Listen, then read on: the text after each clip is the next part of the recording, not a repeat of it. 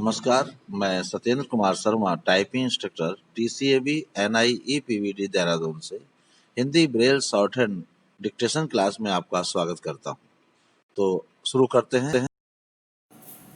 Hindi dictation गति 60 शब्द प्रति मिनट। भारत में उच्च शिक्षा का निजीकरण।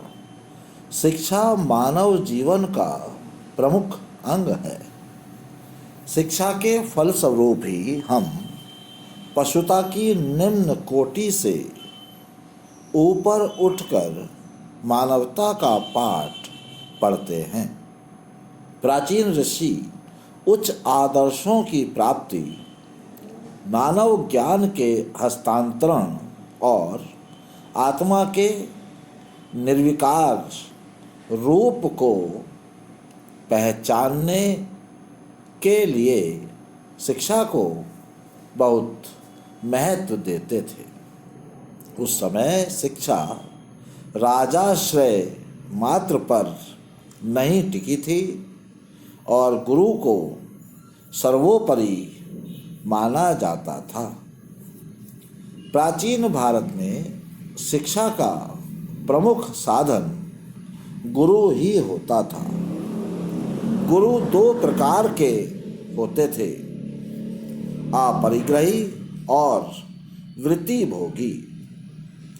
अपरिग्रही वे कहलाते थे जिनके पास रहकर विद्यार्थी शिक्षा भी पाते थे और गुरु के परिवार तथा अपने आवश्यक व्यय के लिए नगरों से भिक्षा मांग कर लाते थे।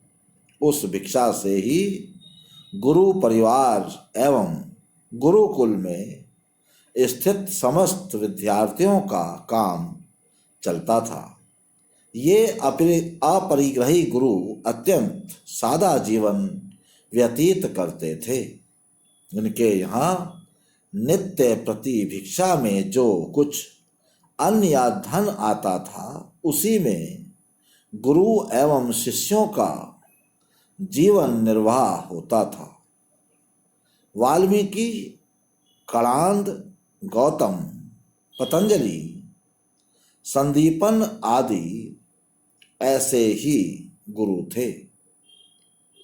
दूसरे प्रकार के गुरु जो वृत्तिभोगी कहलाते थे, वे राजाओं की ओर से एक विशिष्ट वृत्ति पर गुरुकुल का संचालन करते थे।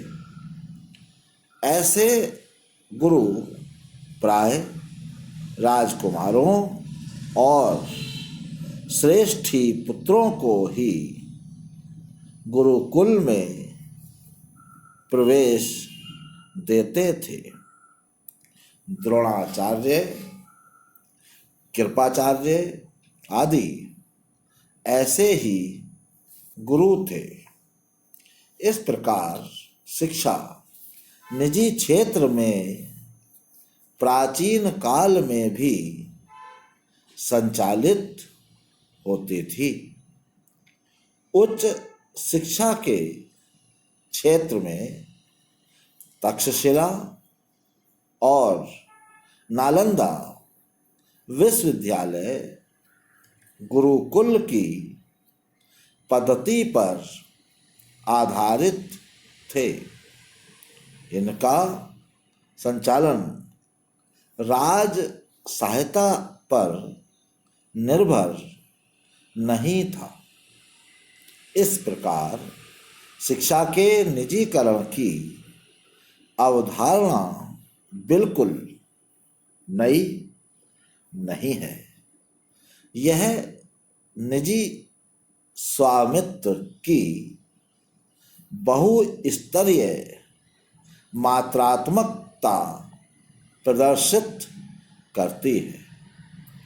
स्वतंत्रता प्राप्ति तक विश्वविद्यालयों की संख्या बहुत कम थी। फिर भी बनारस हिंदू विश्वविद्यालय की स्थापना पंडित मदन मोहन मालवीय के प्रयास से तथा अलीगढ़ मुस्लिम विश्वविद्यालय की स्थापना सर सैयद अहमद खां के प्रयास से हुई थी। स्वतंत्रता प्राप्ति के पश्चात भी अधिकांश महाविद्यालयों का शुभारंभ निजी प्रयासों से हुआ और विद्यालय भवनों का स्वामित्व अधिकांश मामलों में सरकार के पास नहीं है। इन विद्यालयों के संचालन के लिए बनी प्रबंध समितियों पर भी सरकार का नियंत्रण एक नियामक के रूप में ही है। वस्तुतः शिक्षकों के वेतनमानों में आए भारी बदलाव के कारण और शिक्षण शुल्क में तदनुसार वृद्धि न होने के कारण इन शिक्षा संस्थानों की निर्भरता सरकार पर बढ़ गई और 80% से अधिक प्रतिष्ठान व्यय सरकारी अनुदान से पूरा होने लगा।